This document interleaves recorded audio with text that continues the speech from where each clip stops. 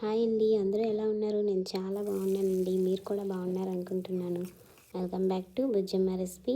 ఎంతో టేస్టీగా ఈజీగా అయిపోయే వంకాయ బంగాళదుంప కర్రీని నా స్టైల్లో ఎలా చేస్తానో ఒకసారి చూసేయండి.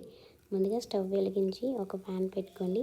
అందులో 4 టేబుల్ స్పూన్ల నూనె వేసి నూనె బాగా మరిగిన తర్వాత ఉల్లిపాయలు, పచ్చిమిరపకాయలు, కరివేపాకు, పోపు వేసి బాగా ఫ్రై చేసుకోండి. ఉల్లిపాయలు బాగా ఫ్రై అయిన తర్వాత బంగాళదుంప ముక్కలు కూడా వేసుకొని బాగా ఫ్రై చేసుకోండి. బంగాళదుంపల ముక్కలు బాగా ఫ్రై అయిన తర్వాత వంకాయ ముక్కలు కూడా వేసుకొని ఒకసారి కలుపుకోండి. తర్వాత ఉప్పు వేసేస్తే తొందరగా మగ్గిపోతాయండి. తర్వాత మూత పెట్టి ఒక 5 నిమిషాలు మగ్గనివ్వండి.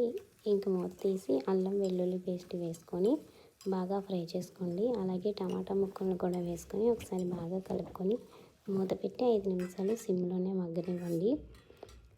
తర్వాత కారం కూడా వేసేసుకోండి. కారం మీరు ఎంత తింటారో అంత వేసుకోండి. నేనైతే కొంచెం కారం వేసుకుంటున్నాను. ఇంకా వాటర్ కూడా యాడ్ చేసుకోండి. తర్వాత సిమ్లోనే ఒక 10 నిమిషాలు మగ్గనివ్వండి. ఇంక ఈ వీడియో కనుక మీకు నచ్చినట్టయితే ప్లీజ్ లైక్ చేయండి, షేర్ చేయండి అండ్ కామెంట్ కూడా చేయండి. ప్లీజ్ సబ్స్క్రైబ్ కూడా చేసుకోండి.